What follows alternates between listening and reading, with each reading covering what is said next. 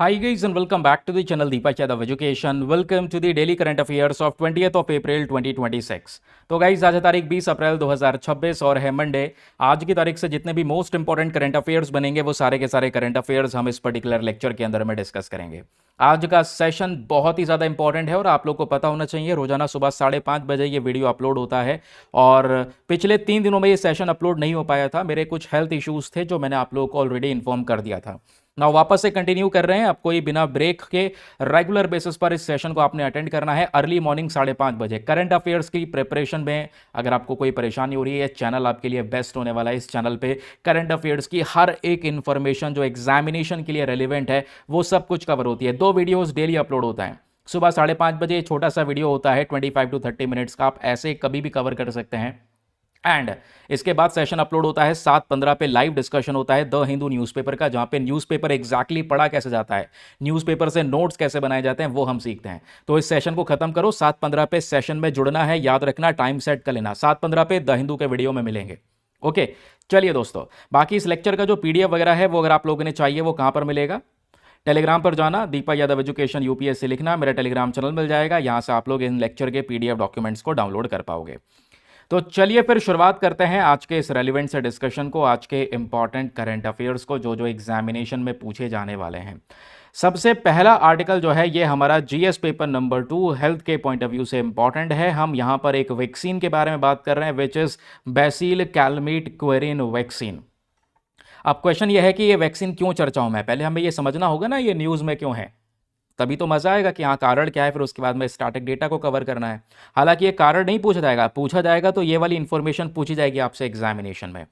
ये न्यूज़ में इसलिए है क्योंकि भारत ने अभी 13 टन बीसीजी वैक्सीन सप्लाई करी है अफगानिस्तान में, ताकि अलग अलग बीमारियों से अफगानिस्तान में प्रोटेक्शन दी जा सके, इस वजह से। अब सवाल नंबर 1, ये बीसीजी वैक्सीन कोई आम वैक्सीन नहीं है, आज से 100 साल पुरानी वैक्सीन है, ये याद रखना। ओरिजिनली इस वैक्सीन को जो बनाया गया था वो टीबी जैसी बीमारी से लड़ने के लिए। जो ट्यूबरक्लोसिस है इसके खिलाफ ये वैक्सीन प्रोटेक्शन देने का काम करता है, याद रखना है आप लोगों को ये बात। और जो टीबी है ये बीमारी जो है आपको पता रखा है, रटा रखा है कई बार, ये बीमारी होती है एक बैक्टीरिया की वजह से, उसको बोलते हैं माइकोबैक्टीरियम ट्यूबरक्लोसिस। यह बीमारी डायरेक्टली यहां पर या प्राइमरी तौर पे लंग्स को, हमारे फेफड़ों को अफेक्ट करती है। इसी में ही टीबी में आता है एक एक्स्ट्रा पल्मोनरी टीबी जो लंग्स के अलावा दूसरे बॉडी पार्ट्स को अफेक्ट करती है। लेकिन मेन टीबी जो है वो लंग्स को अफेक्ट करता है, याद रखना। ये टीबी एक बैक्टीरिया की वजह से होता है। बैक्टीरिया का नाम हमने डिस्कस किया, माइकोबैक्टीरियम ट्यूबरक्लोसिस। अब जैसे कि आप लोगों को पता है जो वैक्सीन होता है उस वैक्सीन में जैसे हम किसी वायरस को मार रहे हैं तो हम एक कमज़ोर सा वायरस इस्तेमाल करते हैं, ठीक है, ताकि वो कमज़ोर सा वायरस बॉडी में पहुंचे, बॉडी की इम्यूनिटी एक्टिव हो, है ना। उसके अलावा जैसे बैक्टीरिया को मारना हो तो कमज़ोर सा बैक्टीरिया यूज़ करते हैं। वही सिंपल केस बीसीजी वैक्सीन में भी है। तो बीसीजी वैक्सीन में एग्जैक्टली जो चीज़ प्रेजेंट है वो है लाइव एटुमिनेटेड। देखो इसको हम बोलते हैं लाइव एटुमिनेटेड वैक्सीन। इसका मतलब होता है कि इस वैक्सीन में एक कमज़ोर सा बैक्टीरिया ऐड कर रखा है और ये बैक्टीरिया किसको मारेगा? ट्यूबरक्लोसिस वाला जो ये बैक्टीरिया है माइकोबैक्टीरियम ट्यूबरक्लोसिस, इससे लड़ने में मदद करेगा, ठीक है। अब क्वेश्चन यह है, एग्जामिनेशन में पूछ लिया जाएगा कि बताओ बीसीजी जो वैक्सीन है ये एक लाइव एट्यूनेटेड वैक्सीन है, ठीक बात है, लेकिन ये कहाँ से डिराइव होती है, इसमें कहाँ से बैक्टीरिया यूज़ किया जाता है? तो माइकोबैक्टीरियम बोविस, याद रखना, माइकोबैक्टीरियम बोविस का इस्तेमाल करके हम बीसीजी वैक्सीन को बनाते हैं और ये वैक्सीन ट्यूबरक्लोसिस के खिलाफ प्रोटेक्शन देने का काम करती है। इस वैक्सीन को बनाया था एल्बर्ट कैलमीट और कैमल ग्योरिन ने, जिनके नाम के ऊपर में इस बीसीजी वैक्सीन का नाम एग्जैक्टली रखा गया है। और सबसे पहली बार 1921 में इंसानों के अंदर में इस वैक्सीन का यूज़ किया गया था। इकलौती वैक्सीन है जो खासकर टीबी के अगेंस्ट में आज के समय पर मार्केट में अवेलेबल है, जो इम्यूनाइजेशन को एक तरीके से प्रोटेक्शन देने का काम करती है। आप देख पाओगे शुरुआत में बच्चों को भी इस तरीके से बीसीजी वैक्सीन का टीका वगैरह दिया जाता है ताकि भविष्य में ये टीबी नाम की जो बीमारी है वो इम्पैक्ट ना करे उन्हें। तो बीसीजी वैक्सीन का मेजरली हम यूज़ करते हैं ट्यूबरक्लोसिस के खिलाफ। उसके अलावा लेप्रोजी के अगेंस्ट भी प्रोटेक्शन देता है और बुरुली अल्सर के खिलाफ भी यहाँ पर यह सुरक्षा करता है बॉडी की। इसका ट्रीटमेंट में इस्तेमाल होता है, स्पेशली ब्लैडर कैंसर को ट्रीट करने के लिए। इसको एक इंजेक्शन के माध्यम से दिया जाता है। वो इंजेक्शन इंट्राडर्मल इंजेक्शन होता है, यानी कि बॉडी के अंदर, स्किन के अंदर जो वाली लेयर है उसके अंदर में टेढ़ा करके ये जो इंजेक्शन है उसके माध्यम से ये वैक्सीन दी जाती है, ठीक है। फ्रीज ड्राइड वैक्सीन होती है, याद रखना है इसको, एक मतलब ठंडे रीजन में रखा जाता है। ये खारी बीसीजी वैक्सीन के बारे में कुछ इंपॉर्टेंट प्रॉपर्टीज़ हो गई। मेनली यहाँ पर ये टीबी को अफेक्ट करता है, मेनली टीबी को लेकर डील करता है। तो टीबी के बारे में मैंने आपको काफ़ी सारी बातें ऑलरेडी पढ़ा रखी हैं, और जब भी पढ़ाता हूँ ये वाला फोटो आपके सामने शेयर करता हूँ, जो PMFIS की वेबसाइट पर आपको मिल जाएगा। तो टीबी होता है दोस्तों माइकोबैक्टीरियम ट्यूबरक्लोसिस के माध्यम से, एक पर्टिकुलर बैक्टीरिया जिसकी वजह से बीमारी होती है। मेनली लंग्स को इंपैक्ट करता है, क्योंकि टीबी टीबी जो है मेनली फेफड़ों पे असर डालता है, और जो फेफड़ों पे असर डालता है उसको बोलते हैं पल्मोनरी टीबी। और जो फेफड़ों के अलावा दूसरे बॉडी पार्ट्स के ऊपर में दूसरे ऑर्गन्स को इंपैक्ट करता है उसको बोलते हैं एक्स्ट्रा पल्मोनरी टीबी। याद रखिएगा, इंपॉर्टेंट चीज़ है। अब क्योंकि हम कई बार मार्केट के अंदर में इतने सारे एंटीबायोटिक्स प्रेजेंट है, तो एंटीबायोटिक्स का ज़्यादा इस्तेमाल करते हैं, तो इसकी वजह से नए प्रकार के टीबी दोस्तों मार्केट में देखने को मिल जाते हैं, जो एंटीबायोटिक्स के खिलाफ यहाँ पर काम करने लगते हैं। तो वो भी हमारे लिए एक बहुत बड़ी प्रॉब्लम है। तो जो मल्टी ड्रग रेजिस्टेंट टीबी होते हैं, जिन पे दवाइयाँ काम नहीं कर रही होती है, उनके लिए हम लोगों ने एक अलग से ग्रुप बना रखा है दवाइयों का। इसमें 4 दवाइयों का कॉम्बिनेशन यूज़ किया जाता है, बेडाक्विलिन, प्रिटामोनेट, लिनोजालिड, उसके अलावा मॉक्सीफ्लॉक्सासिन, जिसको आप थोड़ा सा याद रख सकते हैं। ठीक है। और टीबी बेसिक तौर पे एक बड़ी प्रॉब्लम है। आप डेटा देखोगे तो हर साल लगभग 3,500 से ज्यादा लोगों की जान जा रही है दुनिया भर में टीबी की वजह से। यह है एक सबसे बड़ी प्रॉब्लम। हाँ, तो यहाँ पर मैंने जैसे बताया कि लगभग हर रोज 3,500 लोगों की जान जाना टीबी की वजह से, तो अपने आप में एक चैलेंजिंग प्रॉब्लम है ना। खासकर एशिया के अंदर में आप देखोगे, इंडिया वाला केस हो गया, इंडिया के अलावा यहाँ पर आपको नजर आएगा इंडोनेशिया, चाइना, फिलीपींस, पाकिस्तान, यहाँ सभी जगह पर टीबी के ढेर सारे केसेस आपको देखने को मिल जाते हैं। ठीक है। तो यही टीबी के बारे में कुछ रेलिवेंट फैक्ट्स मेंशन कर रखे हैं, जैसे टीबी के सिम्टम, वजन का घटना, रात में पसीना आना, बुखार बहुत तेज़ होना, ये सारे के सारे सिम्टम हैं। टीबी में प्रॉब्लम यह है कि ये टीबी ट्रांसमिट हो सकता है एक व्यक्ति के से दूसरे व्यक्ति के अंदर में, क्योंकि एक एयरबॉर्न डिजीज़ है ना। तो एयर्स के माध्यम से ये फैल सकता है। कहने का मतलब यह है, एक व्यक्ति है, नॉर्मल व्यक्ति, जिसके सामने कोई व्यक्ति ऐसा है जिसको टीबी हुआ है, और उसके अंदर वो बैक्टीरिया है माइकोबैक्टीरियम ट्यूबरक्लोसिस, वो खांस दे, छींक दे, तो वो जो बैक्टीरिया है उसके बॉडी से निकल जाएगा, थोड़ी देर के लिए बाहर एयर में सस्पेंडेड है। अब एयर में वो सस्पेंडेड है, तो उसके कांटेक्ट में कोई नॉर्मल व्यक्ति आ जाए, तो वो बैक्टीरिया उसके बॉडी को अफेक्ट कर सकता है। कफ, स्नीज, स्पिट्स, ये सब चीज़ें यहाँ पर आप देख पाओगे। कोई इन्फेक्टेड पर्सन अगर छींक दे, खांस दे, है ना, अगर थोड़े से भी यहाँ पर जो ड्रॉपलेट्स हैं, इन्फेक्टेड ड्रॉपलेट्स, वो किसी दूसरे नॉर्मल व्यक्ति के कॉन्टैक्ट में आ जाएँ, तो फिर ये जो टीबी है इसकी बीमारी फैल सकती है। तो याद रखिएगा इसके बारे में, ये हो गए बेसिक फैक्ट्स।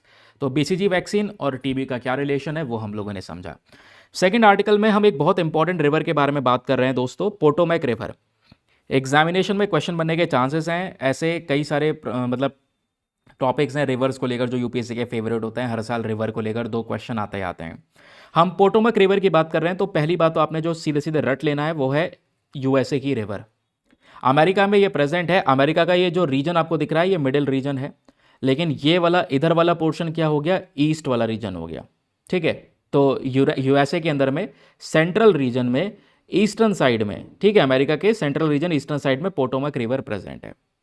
ये पोटोमैक रिवर दोस्तों यहाँ पर ओरिजिनेट होती है एक पर्टिकुलर माउंटेनियस रीजन से, जिसको बोलते हैं अपलाचियन माउंटेन्स। इतना यहाँ पे याद रखना है बस। ये पोटोमैक रिवर कहाँ से ओरिजिनेट होती है, अपलाचियन माउंटेन से, और आते हुए यहाँ पर आके खाली हो जाती है। जिस जगह पे ये खाली हो रही है, एक समुद्र के अंदर में, आप देखोगे वैसे तो ये अटलांटिक ओशन है, बट इस स्पेसिफिक जगह को हम एक पर्टिकुलर नेम से जानते हैं, और वो नेम आपको रटा होना चाहिए, जिसको हम बोलते हैं चेसापीके बे। क्या बोलते हैं, चेसापीके बे। तो 2-3 बातें हो गई। पोटोमैक रिवर USA में प्रेजेंट है, ठीक है। दूसरी बात यहाँ पर क्या हो गई कि ये अपलाचियन माउंटेन में ओरिजिनेट होती है। अपलाचियन माउंटेन जो है वहाँ से ये बनकर आती है। तीसरी बात यहाँ पर क्या है, जो चेसापीक बे है दोस्तों, उस बे के अंदर में ये नदी खाली हो जाती है। अमेरिका की 21वीं लार्जेस्ट रिवर आपको ये देखने को मिल जाएगी। ठीक है। अब वो भी याद नहीं रखना है, याद रखना है बस खाली यहाँ पर ये 3 इंपॉर्टेंट चीज़ें जो जस्ट अभी यहाँ पर हम लोगों ने देखी हैं। ये 3 इंपॉर्टेंट चीज़ें रटी होनी चाहिए, यहीं से एग्जामिनेशन में क्वेश्चन बनेगा। ओके। फिर एक और रिवर हम लोगों ने डिस्कशन करना है, ये थोड़ा डिटेल में पढ़ना है, घग्गर रिवर। यहाँ से बहुत सारे एग्जामिनेशन में ऑलरेडी क्वेश्चन बन चुका है घग्गर रिवर को लेकर। अब क्वेश्चन यह है कि हम लोग, अच्छा एक चीज़ और मेरे दोस्तों, एक चीज़ और, सर ये बताओ, आपने पोटोमैक रिवर न्यूज़ में है, डायरेक्टली बता दिया, न्यूज़ में क्यों है ज़रा ये तो बता दो। न्यूज़ में रहने का पीछे का कारण है, देखो USA की जो कंजर्वेशन ऑर्गेनाइजेशन है, संरक्षण ऑर्गेनाइजेशन जो इनकी है, ये संगठन जो है, इन्होंने पोटोमक नदी को अमेरिका का मोस्ट एंडेंजर्ड रिवर डिक्लेयर कर दिया है 2026 का। साल 2026 की सबसे ज़्यादा खतरे में रहने वाली नदी है यहाँ पर, ये है पोटोमक रिवर। दोस्तों ये याद रखना, ठीक है। तो एक तो न्यूज़ भी इसकी इंपॉर्टेंट है, बाकी ये 3 बातें स्पेसिफिक चीज़ें जो हम लोगों ने डिस्कस की हैं। घग्गर रिवर के बारे में जब हम बात करते हैं तो अभी हाल ही में ये न्यूज़ में आया है। न्यूज़ में रहने का पीछे का कारण है कि वो दोस्तों हरियाणा में से जब ये घग्गर रिवर बहती है तो वहाँ इसी नदी के किनारे कुछ गांव हैं। गांव में कैंसर के केसेस लगातार बढ़ते चले जा रहे हैं, और जब कुछ केसेस को आइडेंटिफाई करने की कोशिश की तो पता चला कि वो कहीं ना कहीं कैंसर के केसेस उस नदी में रहते हुए पोल्यूशन की वजह से है। यानी कि वाटर में, उस नदी के अंदर में, नदी के पानी में प्रदूषण बहुत ज़्यादा है, उसकी वजह से वो कैंसर के केसेस हमको देखने को मिल रहे हैं। जिस वजह से यहाँ पर ये घग्गर नदी जो है ये ओवरऑल चर्चाओं में है। ये आपको देखने को मिल जाएगा घग्गर रिवर का पूरा पर्टिकुलर इसका रूट कि कहाँ से कहाँ तक बह रही है, सब कुछ आगे हम लोग डिस्कस करेंगे। लेकिन जब आप रिवर्स पढ़ते हो ना, तो रिवर्स कई सारी टाइप्स की आप पढ़ते होंगे। आपने एक टर्म सुना होगा पेरेनियल रिवर्स, पक्का सुना होगा। पेरेनियल रिवर्स कौन सी होती हैं? ये वो नदियाँ होती हैं दोस्तों जो पूरे साल बहती हैं, फर्क नहीं पड़ता बारिश हो रही है या नहीं हो रही है, पूरे साल इन नदियों में पानी रहता है। एक होती है इंटरमिटेंट रिवर। इंटरमिटेंट रिवर नाम से ही पता चल रहा है कि भाई ये कभी कभी बहती हैं। ये तब बहती हैं जब बारिश होती है, यानी कि मानसून सीजन में इनमें पानी रहता है। तो घग्गर नदी भी कोई पेरेनियल रिवर नहीं है, ये है दोस्तों इंटरमिटेंट रिवर। याद रखना, जब बारिश होती है मानसून सीजन में इसमें भरपूर पानी रहता है। ये भारत और पाकिस्तान में बहती है, इसको घग्गर हम लोग कहते हैं, ठीक है। उसके अलावा जब ये आगे की साइड में बहेगी तो आगे इसके बारे में थोड़ा सा हम बात करेंगे। इस नदी की 2 मेजर ट्रिब्यूटरीज हैं। अगर हम इंडिया में बात करेंगे तो इंडिया में पंजाब, हरियाणा और राजस्थान, ये 3 राज्यों से ये नदी गुजरती है। कहाँ से ओरिजिनेट होती है? हिमाचल प्रदेश में एक पहाड़ियाँ हैं शिवालिक हिल्स। तो हिमाचल प्रदेश में शिवालिक हिल्स से दोस्तों यहाँ पर ये घग्गर नदी बनकर आती है, जो फर्दर आगे बढ़ती है, पाकिस्तान तक जाती है। ट्राइब्यूटरीज की बात करेंगे, यानी कि घग्गर नदी अगर बह रही है तो इसमें कुछ नदियाँ आकर मिल जाती हैं जो इसकी सहायक नदियाँ हैं। तो इसमें 2 सहायक नदियाँ हैं, 2 ट्राइब्यूटरीज हैं, जिसमें से एक नदी जो है वो है कौशल्या रिवर, और दूसरी नदी यहाँ पर देखने को मिल जाती है वो है झजरा रिवर। तो घग्गर में 2 नदियां आकर मिलती हैं, 2 ट्राइब्यूटरीज हैं। ट्राइब्यूटरीज यूपीएससी कई बार पूछता है, तो कौशल्या रिवर और झजरा रिवर ये 2 नदियां हैं। और इसी घग्गर नदी की बात करते हैं तो घग्गर नदी का एक बहुत बड़ा कनेक्शन हमारी वैदिक सरस्वती नदी के साथ में भी देखने को मिलता है। घग्गर नदी का अगर आप बहुत अच्छे से हिस्ट्री देखोगे, बहुत सारी रिपोर्ट्स पाई गई हैं, बहुत सारे रिसर्चेस देखने को मिले हैं, तो ये एक बहुत इंपॉर्टेंट हड़प्पन साइट भी, मतलब इस नदी के किनारे एक बहुत बड़ा हड़प्पन साइट भी देखने को मिला है। उस समय के बहुत सारे इंपॉर्टेंट जो पॉटरीज वगैरह हैं उनकी भी खोज की गई है। अगेन वो इतना इंपॉर्टेंट नहीं है जितना इंपॉर्टेंट ये बेसिक सी डिटेल्स हैं कि घग्गर इंटरमिटेंट रिवर है, मानसून में बहती है, इंडिया पाकिस्तान रीजन में बहती है। उसके अलावा कहाँ से? हिमाचल प्रदेश में ओरिजिन हो रही है, और उसकी 2 इंपॉर्टेंट ट्राइब्यूटरीज, सरस्वती नदी के साथ में इसका एक कनेक्शन है। ये छोटे छोटे रिविजन पॉइंटर्स बना कर दिए गए हैं, जिसके माध्यम से आप कभी भी यहाँ पर इस पूरे मैटर को रिवाइज कर सकते हैं, ठीक है। फिर एक अगला न्यूज़ आर्टिकल है प्रीलिम्स के पर्सपेक्टिव से, एक बहुत ही ज़्यादा इंपॉर्टेंट टर्म आपको यहाँ पर देखने को मिल जाती है, जिसका हम लोग बोलते हैं ग्लूफोसिनेट।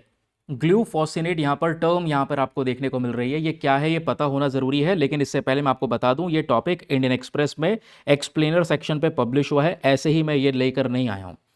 ये न्यूज़ में इसलिए है क्योंकि directorate general of foreign trade, जो फॉरेन ट्रेड को मॉनिटर करने का काम करने वाली बॉडी है, डीजीएफटी, इन्होंने जो ग्लूफोसिनेट का इंपोर्ट है इसको रिस्ट्रिक्ट कर दिया है। यानी कि ये जो ग्लूफोसिनेट इंपोर्ट कर रहे हैं हम लोग, उसके ऊपर में रोक लगा दी है, और इससे रिलेटेड कुछ इंपॉर्टेंट सॉल्ट्स हैं इसके ऊपर भी रोक लगा दी है आने वाले 6 महीने के लिए। तो इस वजह से एग्जामिनेशन के पर्पज से आपके लिए बहुत इंपॉर्टेंट बन जाता है ग्लूफोसिनेट, ये एग्जैक्टली है क्या। तो एग्जामिनेशन पूछा जाएगा ये क्या है, तो ये है नॉन सेलेक्टिव हर्बिसाइड। याद रखना ये नॉन सेलेक्टिव हर्बिसाइड है। एक होता है सेलेक्टिव हर्बिसाइड। अच्छा, हर्बिसाइड क्या होता है? हर्बिसाइड वो होता है जो अनवांटेड प्लांट्स को रिमूव करने के लिए यूज होता है। जैसे आप देखते हैं पेस्टिसाइड आप पढ़ते हैं, पेस्टिसाइड क्या होता है? कीटनाशकों को मारने के लिए इस्तेमाल किया जाता है, कीड़ों मकोड़ों को मारने के लिए इस्तेमाल किया जाता है पेस्टिसाइड खेतों के अंदर में। हर्बिसाइड जो होते हैं वो अनवांटेड प्लांट्स को रिमूव करने के लिए यूज़ करे जाते हैं। अनवांटेड प्लांट्स मतलब जैसे वीड्स वगैरह हो गए, जो प्लांट्स बाहर के प्लांट्स हैं आके हमारे एरिया में हमारे प्लांट्स को नुकसान पहुंचा रहे हैं, इनका ग्रोथ बहुत मैसिव है, तो ऐसे प्लांट्स को यहाँ पे ख़त्म करना, तो उसी के लिए यूज़ किया जाता है हर्बिसाइड। तो ये नॉन सेलेक्टिव वाला है। एक होते हैं सेलेक्टिव हर्बिसाइड। जो सेलेक्टिव होते हैं उनका मेन पर्पस होता है कि भाई हमें पता है कि हमारी फसल है, इस फसल में यहाँ पर कोई वीड ग्रो कर रही है, कोई बाहर का पौधा ग्रो कर रहा है जो हमारी फसल को खा जाएगा, तो केवल इसको टारगेट करके उस पर हर्बिसाइड का छिड़काव होता है, जिसकी वजह से वो ये जो प्लांट है वो खत्म हो जाएगा, जिसको हम नहीं चाहते वो खत्म हो जाएगा। वो होते हैं सेलेक्टिव वाले, कि हमने सिलेक्शन किया, इसको हटाना है। यह है नॉन सेलेक्टिव। इसको जिस एरिया में छिड़कोगे, मान लो फसल वाले एरिया में छिड़क दोगे तो प्लांट तो मरेगा मरेगा जिसको मारना चाहते थे, उसके साथ साथ फसल वगैरह सब बर्बाद हो जाएगी। तो ये नॉन सेलेक्टिव है, इसमें आप सिलेक्शन नहीं कर सकते। ठीक है, आई होप आपको ये पता चला। अब होता यह है कि जैसे ग्लाइफोसेट बेस्ड वीडीसाइड्स होते हैं ना, उसी का ही एक ऑल्टरनेटिव है ग्लूफोसिनेट। ओके, अब ग्लूफोसिनेट आप समझ गए, एक हर्बिसाइड है जो बेसिक तौर पे अनवांटेड प्लांट्स को रिमूव करने में हेल्प करता है। और ये करता क्या है, जैसे इसको छिड़क दोगे प्लांट के अंदर में जो नाइट्रोजन मेटाबॉलिज्म है उसको खराब कर देगा, एक अमोनिया को, जहरीले अमोनिया को उनकी जड़ों में इकट्ठा करना शुरू करेगा, जिसकी वजह से उन प्लांट्स की सारी सेल्स, सारी कोशिकाएं मर जाएंगी और प्लांट की डेथ हो जाएगी। अब अगर इसको ज़्यादा इस्तेमाल कर लोगे तो ये एक्वाटिक लाइफ के लिए भी काफ़ी ज़्यादा घातक हो सकता है। हमारे जो पानी के अंदर में प्लांट्स और एनिमल्स की स्पीशीज़ हैं उनके लिए घातक हो सकता है। कई बार ये नॉन टारगेट प्लांट्स को भी, क्योंकि ये नॉन सेलेक्टिव है, याद रखना, तो जिस प्लांट को हमने टारगेट नहीं किया उसको भी नुकसान ये पहुंचा सकता है। ग्लोफोसिनेट, जिसके बारे में अभी हम डिस्कशन कर रहे हैं। तो ये है छोटे छोटे रिविजन पॉइंटर जिसको आप रिवाइज कर सकते हैं ग्लोफोसिनेट के बारे में, इससे रिलेटेड रिस्क, एंड ये न्यूज़ में एग्जैक्टली क्यों देखने को मिलेगा, खबरों में क्यों कवर किया गया है, वो भी मैंने आप लोगों को बता दिया है। आगे बढ़ते हैं। चलो, अब आता है यहाँ पे हमारा एक और बहुत ही ज़्यादा इंपॉर्टेंट और अगला टॉपिक। बात हो रही है the state of India's bats 2024 and 2025 report. चमगादड़ों को लेकर 2024-25 की रिपोर्ट रिलीज हुई है। सभी जगह पर, Indian express, PIB, air India, Hindustan times, सभी जगह पर यहाँ पर चर्चाओं में है। तो बैट को लेकर, चमगादड़ों को लेकर कुछ स्पेसिफिक डिटेल्स हैं, उसके अलावा कुछ स्पेसिफिक इन्फॉर्मेशन एक एक करके मैं आपको समझाता हूँ, क्योंकि ये इंपॉर्टेंट बहुत है एग्जामिनेशन के लिए। तो क्यों हम न्यूज़ में डिस्कस कर रहे हैं, कारण क्या है, क्योंकि ये भारत का पहला कॉम्प्रहेंसिव असेसमेंट रिपोर्ट है। इंडिया की पहली ऐसी बहुत ही डिटेल्ड सर्वे वाली रिपोर्ट है जो रिलीज़ करी गई है, जिसमें बात हो रही है कि जो थ्रेट्स और मेजर डेटा गैप्स हैं बैट कंजर्वेशन के, उसके बारे में डिस्कशन किया गया। यानी कि जितने भी खतरे हैं, चमगादड़ की प्रोटेक्शन को लेकर बात हो रही है, चमगादड़ को क्या कौन कौन सा खतरा है, वो सब डिस्कस किया गया है। इस रिपोर्ट के बारे में बात करोगे तो उस रिपोर्ट को तैयार किया है नेचर कंजर्वेशन फाउंडेशन ने, जो, और इस बॉडी ने बैट कंजर्वेशन इंटरनेशनल के साथ मिलकर यहाँ पर इसको फाइंड आउट किया है, इस पूरी रिपोर्ट को तैयार किया है। मेन फाइंडिंग्स की बात करेंगे तो ये रहे छोटे छोटे मेन फाइंडिंग्स। देखो, ये रिपोर्ट कहती है, इस रिपोर्ट के बारे में हम बात कर रहे हैं, तो इस रिपोर्ट में क्लियरली मेंशन किया गया है 135 कितने 135 चमगादड़ की प्रजातियां हैं जो भारत में करंट समय पर रिकॉर्ड की जाती हैं। 16 स्पीशीज ऐसी हैं जो बेसिक तौर पर एंडेमिक हैं, जो कुछ ही रीजन्स में मिलती हैं और कहीं नहीं मिलती। 7 स्पीशीज ऐसी हैं जो थ्रेटेंड कैटेगरी में हैं, जो खतरनाक, बेसिक तौर पर इनकी पॉपुलेशन काफ़ी ज़्यादा खतरे में देखने को मिलेगी। ठीक है, अब चमगादड़ों को खतरा क्या हो रहा है, लगातार शहरीकरण बढ़ रहा है, पेड़ों की कटाइयाँ हो रही हैं, क्लाइमेट चेंज हो रहा है, कोविड-19 की वजह से भी यहाँ पर एक बहुत बड़ा, कह सकते हैं, डर लोगों में चमगादड़ के खिलाफ फैला हुआ है। तो ये रिपोर्ट्स हैं, चमगादड़ को लेकर डेटा पब्लिश हुआ है जो हमने डिस्कस किया। आपको एग्जामिनेशन के लिए क्या करना है, कुछ बेसिक बातें मैं आपको बता रहा हूँ जिसको ध्यान में रखना है। सबसे पहले बैट के बारे में एक बहुत स्पेसिफिक बात है, वो यह है कि बैट मैमल की कैटेगरी में आता है। ये वो मैमल है जो बेसिक तौर पे लाइव एक छोटे छोटे चमगादड़ों को जन्म देते हैं, इनके बॉडी पे फर होता है, एंड ये सारे के सारे जानवर जो होते हैं ये वार्म ब्लडेड होते हैं, इनका खून थोड़ा गर्म होता है। तो चमगादड़ वार्म ब्लडेड मैमल्स हैं, याद रखना। एंड सबसे इंपॉर्टेंट बात जो रटने वाली है कि दुनिया में ये इकलौते ऐसे मैमल होते हैं जो असल में उड़ते हैं, असल में उड़ते हैं। नहीं तो जो उड़ने वाले वो सब पक्षी वगैरह, वो कैटेगरी अलग हो गई, बर्ड्स की कैटेगरी अलग हो गई। ये ऐसे मैमल हैं, इकलौते मैमल। एग्जामिनेशन में क्वेश्चन बन जाए, ओनली मैमल जो ट्रूली पावर्ड फ्लाइट होते हैं, जो सही तरीके से उड़ते हैं, जिसको रियलिटी बोला जाता है, इसको बोलते हैं उड़ना, वो चमगादड़ होते हैं। क्योंकि इनकी जो पंख होते हैं वो उसी तरीके से स्किन टाइप से बने होते हैं, स्ट्रेचेबल होते हैं, फ्लेक्सिबल होते हैं, तो उस तरीके से ये अपने पंख को फ्लिप कर करके उड़ते रहते हैं। बाकी जो चमगादड़ है, इनको दिखाई नहीं देता, तो बेसिक तौर पे आप देखोगे होता क्या है, हाई फ्रीक्वेंसी साउंड वेव्स का इस्तेमाल करता है, इसको बोलते हैं इकोलोकेशन। तो ये चमगादड़ साउंड वेव्स प्रोड्यूस करता है, सामने ऑब्जेक्ट से वो साउंड वेव टकराती है, फिर वापस से आती है, और इसी के माध्यम से ये अपना रास्ता तय करते हैं। एंड अगर बिल्कुल अंधेरा है तो उस अंधेरे में अपने रास्ते को आइडेंटिफाई करना, अपने टारगेट को हिट करना, इसी इकोलोकेशन के माध्यम से ये सारे के सारे काम चमगादड़ करते हैं। ठीक है, ये बात क्लियर हो गई। तो ये हो गया दोस्तों यहाँ पर छोटा सा डिटेल्स इस पर्टिकुलर आर्टिकल को लेकर। आप ये देख सकते हैं चमगादड़ का जो एवरेज लाइफ स्पान होता है वो 30 ईयर्स का होता है। 1400 से ज़्यादा स्पीशी चमगादड़ की आज दुनिया भर में प्रेजेंट है। इको लोकेशन टेक्निक का ये इस्तेमाल करता है। एंड बर्ड्स, बीज और बटरफ्लाइज ये केवल पॉलिनेटर नहीं है, चमगादड़ भी पॉलिनेटर है, इस बात को याद रखना। एग्जामिनेशन में क्वेश्चन बन सकता है, चमगादड़ भी पॉलिनेटर है, जो बेसिक तौर पे हमारे फ्लावर्स के अंदर में रिप्रोडक्शन सिस्टम को यहाँ पे और ज़्यादा प्रमोट करता है, बढ़ावा देता है। कॉमन मिथ्स की जब हम लोग बात करेंगे चमगादड़ को लेकर कुछ बड़े बड़े झूठ हैं, ठीक है, तो उसको थोड़ा सा याद रखिएगा। जैसे कि चमगादड़ अगर किसी के सर में चिपक जाए, उसके हेयर में फंस जाए, तो उस उनके बालों में फंस जाता है, वो फिर निकल नहीं सकता, ठीक है, ये गलत है। दूसरा, बैट्स आर ब्लाइंड, चमगादड़ अंधे होते हैं ऐसा नहीं है, बस खाली थोड़ा कमज़ोर होता है यहाँ पर इनका देखने का वो, तो थोड़ा सा ये याद रखिएगा। ऑल बैट्स कैरी रेबीज, सभी बैट्स के अंदर में ये रेबीज होता है नहीं, कुछ बैट्स के अंदर में नहीं होता। बैट्स यहाँ पर एक फ्लाइंग रोडेंट्स हैं, ये भी गलत है। सभी बैट्स ब्लड फीडर्स होते हैं, तो ये भी गलत है। कुछ स्टेटमेंट्स ऐसे एग्जामिनेशन में पूछे जाते हैं तो पता होना चाहिए, ठीक है। तो ये हो गया बैट को लेकर सारा का सारा इंपॉर्टेंट डिटेल। और ओनली मैमल वाली बात तो याद ही रखना है ना, इस बात को अच्छी तरीके से रट लेना कि ओनली फ्लाइंग मैमल ये आपको देखने को मिल जाएगा जो सही तरीके से एग्जैक्टली उड़ता है। चलिए आगे आते हैं। अब कुछ छोटे छोटे प्रश्न मैं आपको दे रहा हूं, इन प्रश्नों को अटेम्प्ट करो और इसका आंसर नीचे कमेंट सेक्शन में लिखो, पता चलेगा आपने आज के सेशन से कितना कुछ सीखा है। क्वेश्चन नंबर 1 डालो और उसका आंसर लिखो, क्वेश्चन नंबर 2 उसका आंसर। सभी लोगों को सभी प्रश्नों के उत्तर देने बहुत ही ज़्यादा ज़रूरी हैं, ठीक है, क्योंकि इसी से पता चलेगा कि आप लोग कितना कंसंट्रेशन से सेशन को पढ़ते हैं। क्वेश्चन नंबर 1 बात करता है बीसीजी वैक्सीन जो है ये ड्राइव होती है फ्रॉम विच ऑर्गेनिज्म। ये बीसीजी वैक्सीन कहाँ से पाई जाती है, कहाँ से मिलती है, किस चीज़ से बनती है, ये बताना है। माइकोबैक्टीरियम ट्यूबरक्लोसिस, माइकोबैक्टीरियम बोविस, उसके अलावा एशेरिकिया कोली या फिर स्ट्रेप्टोकोकस निमोनिया, किससे बनती है, जरा आंसर लिख दो नीचे कमेंट सेक्शन में।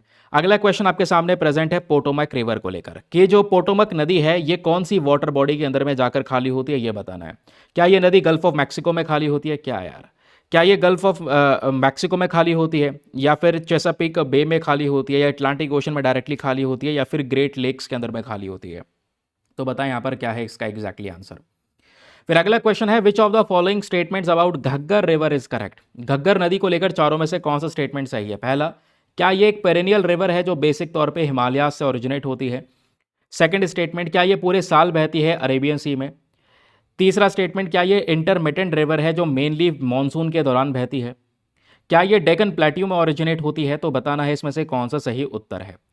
अगला क्वेश्चन आपके सामने प्रेजेंट है जो बात करता है ग्लूफोसिनेट के बारे में। जो ग्लूफोसिनेट है दोस्तों ये वीड्स को मार देता है प्राइमरली बाय, यानी किस वजह से यहाँ पर ये वीड्स को मारता है, उसके पीछे का रीज़न क्या है, मतलब क्या प्रोसेस होता है। क्या ये फोटोसिंथेसिस के प्रोसेस को डायरेक्टली रोक देता है, इसकी वजह से अनवांटेड प्लांट्स बढ़ जाते हैं, या फिर ये ग्लूटामिन सिंथेसिस को रोक देता है, अमोनिया टॉक्सिसिटी को बढ़ा देता है, या फिर ये प्लांट रेस्पिरेशन को बढ़ा देता है, या नाइट्रोजन फिक्सेशन को बढ़ा देता है जिसकी वजह से ये प्लांट्स को मार देता है। तो बताएं दोस्तों इसमें से एक इंपॉर्टेंट फीचर क्या है। फिर अगला क्वेश्चन यहाँ पे बात करता है which of the following statements about bats are correct. चमगादड़ को लेकर इन चारों में से कौन कौन से स्टेटमेंट करेक्ट हैं ये बताना है। पहला, ये इकलौते मैमल हैं जो कैपेबल हैं ऑफ ट्रू पावर्ड फ्लाइट। दूसरा, ये रिप्रोड्यूस होते हैं बाय लेइंग एग्स, अंडे देकर रिप्रोड्यूस करते हैं। ये कोल्ड ब्लडेड एनिमल्स हैं, या फिर ये डार्कनेस के अंदर में अंधेरे में ये अपने रास्ते को चुन नहीं सकते। तो इसका आंसर क्या होना चाहिए, आंसर तो भाई यहाँ पर लिखा हुआ है, ठीक है, आंसर नंबर ए इसका सही उत्तर है। इसको रट लेना, ओनली मैमल जो ट्रू पावर्ड फ्लाइट के माध्यम से यानी कि सही तरीके से एग्जैक्टली उड़ता है, ठीक है। तो ये सारे के सारे डिटेल्स हो गए दोस्तों यहाँ पर इस पर्टिकुलर आर्टिकल को लेकर। तो ये था आज का हमारा सेशन, छोटा सा सेशन, लेकिन छोटा सा सेशन मत कहो, 6 आर्टिकल्स हमने 5-6 आर्टिकल्स कवर कर लिए हैं इस 20 to 23 मिनट्स में। क्यों, इसलिए यहाँ पर इस वीडियो को बोला जाता है नथिंग मोर नथिंग लेस। जितना इंपॉर्टेंट है उतना मिलेगा, फालतू की चीज़ें काम खत्म, पीडीएफ्स वगैरह सब मिल जाएंगे, टेलीग्राम से डाउनलोड कर लेना, ठीक है। चलिए फिर सेशन को करते हैं समाप्त, मिलते हैं आप लोगों से अभी 7:15 पे फिर से द हिंदू का सेशन अपलोड होगा, शामिल हो जाना उस वाले सेशन में। आज के लिए bye bye, have a nice day, thank you and जय हिंद।